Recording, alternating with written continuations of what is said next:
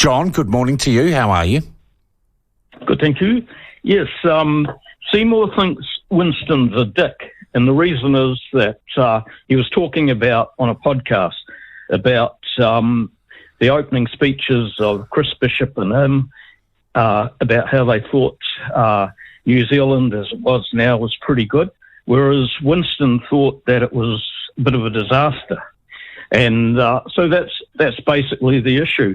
And when you look at the results of the Helen Clark Foundation's Talbot Mills response, Shimabel Jacob was shocked. John, we're off again, aren't we, mate? Hello? You're not giving me your opinion. You're just telling me randomly what data has gone into your brain.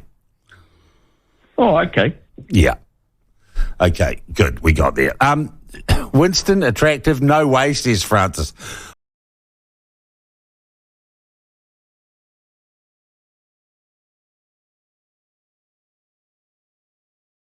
One other person I want to discuss your relationship with before we move on to some other stuff. Winston, is that a hate relationship, or is it was it like on-screen banter? You seem to have a knack of really getting under his skin. Yeah, well, I mean, I remember when I was first elected, and it was the same time Chris Bishop was first elected, and Bish seems to have the same effect. And we both gave speeches, because you get to give your first speech, the maiden speech. We both gave speeches saying, look, basically, while New Zealand's got some problems, we quite like the modern New Zealand. We think that New Zealand has turned out, pretty good. Yes, there's some things that have gone wrong, and yes, there were some things that were better in the old days. But on balance, it's a more open, a more tolerant, a richer, a more hopeful society than it's been for a long time. And people, I know people say, what about this and that? But I mean, honestly, ask anyone who was actually around in 1980 what this country was like and what it's like today, and which one would you want to live in. It's an easy thing. Yeah, for sure. And of course, we were giving those speeches, and his whole belief is that actually it would be better to go back 50 years. And I think to see young people getting elected to Parliament saying, actually, you know what, you're the past now, you've lost the battle, and we're moving on, and there's not really, your politics doesn't really have anything to offer now because people are happy with the way things are generally. Oh, it's called progression, isn't it? Yeah, and I think that's really broken him.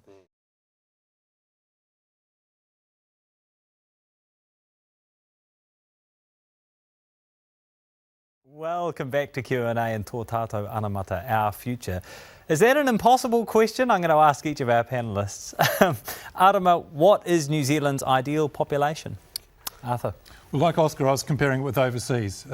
Two countries with New Zealand's land area, Japan and the UK, 120 million in one of them, 60 million in the other. They do all right. We've got two cities in Australia, each of whom are the size of New Zealand, Melbourne and Sydney. They're pretty neat cities. There's no reason why we should be thinking in very low numbers as being ideal. New Zealand used to be deadly dull and boring when it had 2.5 million, 3 million people. I remember those days. When Paul and I grew up and Oscar was hiding from the immigration authorities. It was just and a the terribly shops closed dull. on Sunday. And they closed it. It was just a deadly dull place. New Zealand is now alive. Couldn't get a coffee. It's got no food halls. It's got Chinese restaurants, terrible. Thai restaurants. It's such a lively place now, much more lively, and it could be much more lively. And it only gets better. I mean, it was really hard in the 70s, I'll admit that. Yeah. But it's become better and better, no matter what the challenges that we've been thrown at us. We find a way.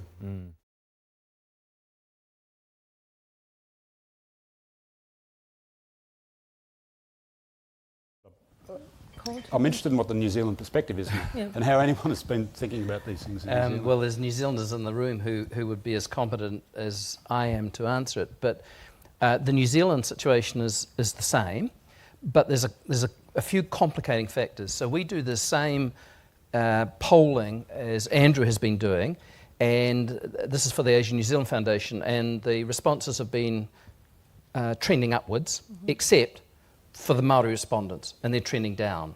So there's a political, cultural dimension in which they see some of the exclusion from the education market or the labour market as being an issue, but they're also deeply concerned that the diversification of New Zealand's demographic base is then going to change the balance. And I don't know whether you noticed, but that already the Asian communities of Auckland are larger than the combined Māori and Pasifika communities of Auckland. And then sometime, again, because the population change is occurring so fast, we would have said mid-20s, it looks like it's going to be early 20s, when the population, the Asian population of New Zealand will hit 800,000, which will make it the same size as the Māori population. So suddenly the political landscape changes quite a bit. Now, as the election approaches, new insight into New Zealanders' attitudes about the often hot-button issue of immigration, and courtesy of One News's Vote Compass tool. Joining us from our Wellington studio to explain the significance of the findings is leading sociologist, distinguished Professor Paul Spoonley from Massey University's College of Humanities and Social Sciences. Morena, thank you so much for joining us this morning. Really appreciate it. Morena. Morena. Okay, so let's start by looking at the data of the Vote Compass tool, and what are the main findings?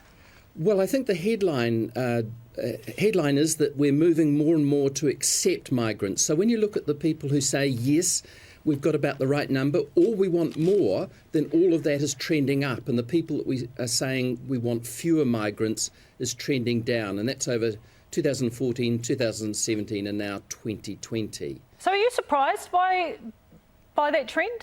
No, I'm not, because, I mean, if you think about the last 5 years, then New Zealand has become more reliant on migrants. And so while some of us feel very anxious about the number of migrants coming, I think others see the benefit. And we can see that once COVID hit and the numbers of migrants slowed up, and we began to see the permanent and temporaries no longer arriving, and we've begun to realise, wow, they're pretty important to our economy. So how do these findings fit in with New Zealand's historic attitudes towards immigration? This is obviously going back before 2014. Yeah, well, we hit a bit of a bump in 1996 election when, of course, New Zealand first came into power, and they were their campaign was on a anti-immigrant and essentially anti-Asian set of policies. So since then, what we can see, and you can see it in the Asia New Zealand Foundation surveys as well, is that New Zealanders have become more comfortable with migrants. And remember too, Jenny May, that in the last few years, the number of migrants coming to New Zealand is at an historic high, both the temporary and the permanents and the net gain. I mean, it's quite extraordinary. Last year, for example, was the highest on record. Now, you mentioned New Zealand First. Yes. Supporters of political parties tend to have similar views on immigration to their political party? Well, I think there's a very interesting left-right split. So when you look at the people who are saying we should have fewer migrants, we're talking New Zealand First and the New Conservatives. But what surprises me is that over half of the national supporters are saying fewer migrants, and then, of course, ACT. So that's the right, and then the left. The parties that, or the party supporters that want more migrants are led by the Greens, and then followed by Labour and the Māori Party. So I wouldn't have anticipated the Māori Party supporters being up there, but they are. We hear the ACT Party pull out the, if Te Tiriti is just between the Crown and Māori, then where do immigrants sit in that equation? As if to say that Te Tiriti is racist, because it doesn't specifically recognise like our Palestinian whānau or whoever in this treaty that was between the British Crown and our northern rangatira of Te Iwi Māori. Others did sign Te Tiriti, but it originated as a northern kaupapa. But of course it's not genuine. It's just an attempt to turn immigrants against us Māori. But I have an Iraqi wife, so marhaba. But genuine Pākehā would know that they were the immigrants back in those old days. And they would be the first to say, as Rawiri Waititi puts it, Māori will welcome you, we will house you, we will love you.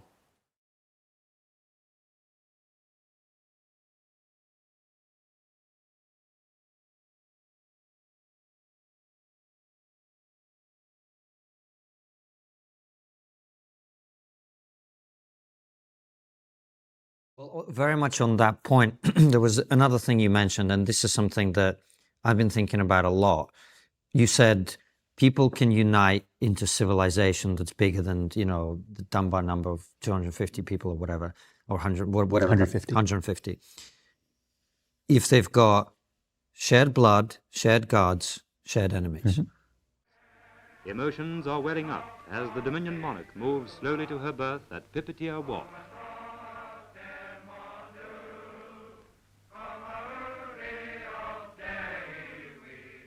For the Maori people, this is the ship they've been waiting for.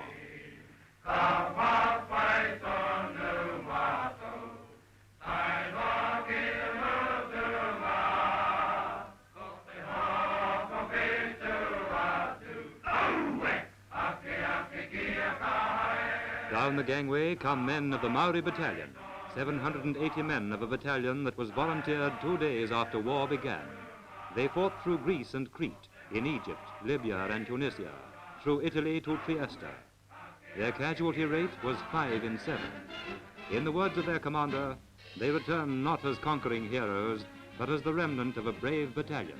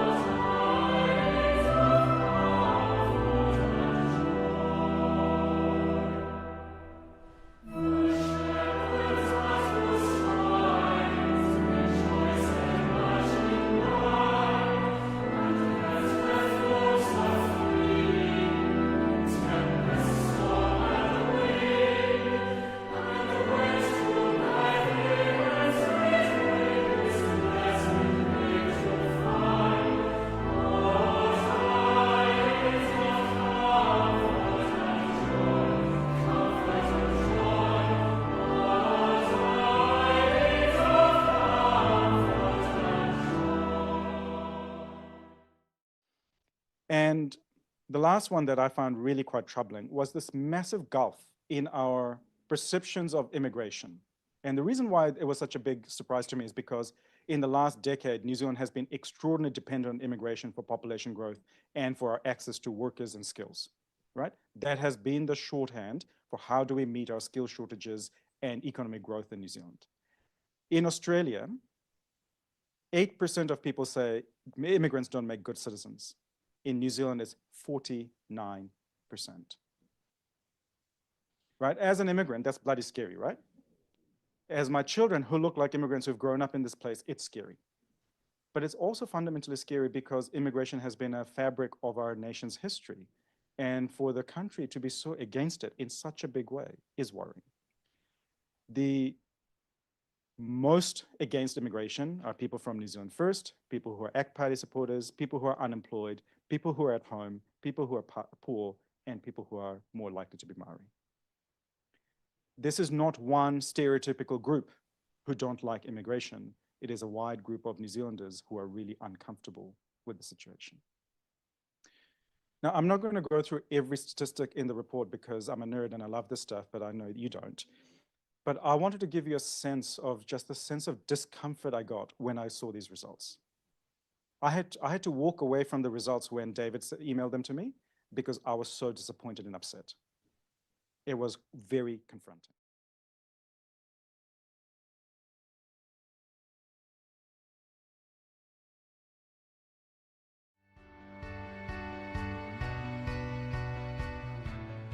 Living in Auckland in 2013 is considerably different from Christchurch in 1970, which is where we went when we first arrived. It was cold because we arrived just before Easter, and it was pretty white. There were no other Taiwanese in the South Island. We were the first family. So it was hard. We didn't speak English, or we didn't speak very much. I only had 2 words, and we didn't know anybody, and we did not have a great deal of money. So it took a while for us to adjust and to acclimatise. Well, I found living in New Zealand pretty difficult. We had to leave our extended family to arrive here. We didn't know anybody, and it was not a very friendly environment when we first arrived.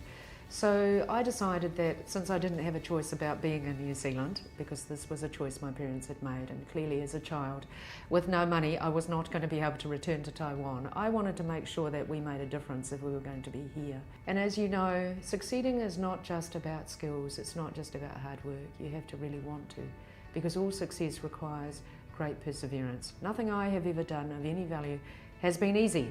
It's all been hard. So I have found that determination to succeed and to show people that actually a person like me can also make a contribution to this country has been a valuable assistance to me. It hasn't necessarily always been a disadvantage. Ultimately, I think ethnic communities add to New Zealand, they don't take away, and you must not be afraid to contribute. And finally, and most importantly, leadership is about seeing the future. Yes, we have to live in the present. Yes, we have to have operational ability, but we must also see the vision. Where are we trying to go? And where do we lead our people so we don't end up in the swamp or in the bog, but we end up at the cutting edge of where the future is. And for New Zealand, New Zealand's future is multi-ethnic. It's Indigenous. Hello, kia ora, thank you. Momita, I'm here in my personal capacity. I'm very passionate about the topics that we're discussing here today. There were 2 numbers that we saw. One was 49% of immigrants do not make good citizens. That's a belief, the feeling. And it's quite a dichotomy that 82% of people, many of whom would identify as immigrants, feel a high sense of belonging to this country. So that's quite a dichotomy in the numbers. And I also did not see any significant mention of immigrants on that who feels less of a sense of belonging there. And as a new citizen in New Zealand, I'm very curious to know how are we achieving this balance? What it may mean is that while immigrants are feeling better about it, that the others aren't. That's the dichotomy, isn't it, that the figures are showing, but I'll leave it to Shamabeel. I think it's a really good question. And what was really interesting is we did not find a big divergence of views between those people who are born here versus people who are not born here. But what we did find was there was a divergence of views on specific issues. And in fact, some of the most racist views came from immigrants. So we just got to be really conscious that it's not just white people who are young that are racist or whatever. We all have the capability to be racist. So there's some really confronting stuff in the data, and I didn't break it down into all the different bits because you can slice and dice it in a million different ways. But what we did not see a big divergence between where you were born.